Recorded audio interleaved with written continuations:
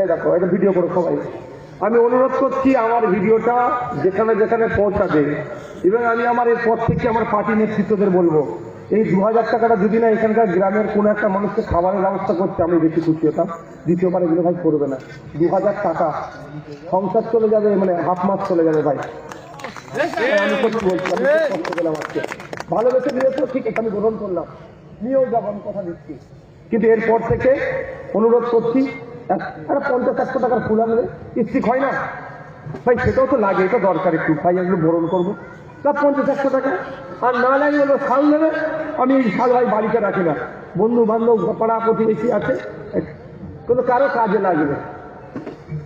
শালও দিতে হবে না ভাই, বলবো কেউ শুনে বলবো তোকে চাপে ছিলাম করছি শাল নিয়ে হয়।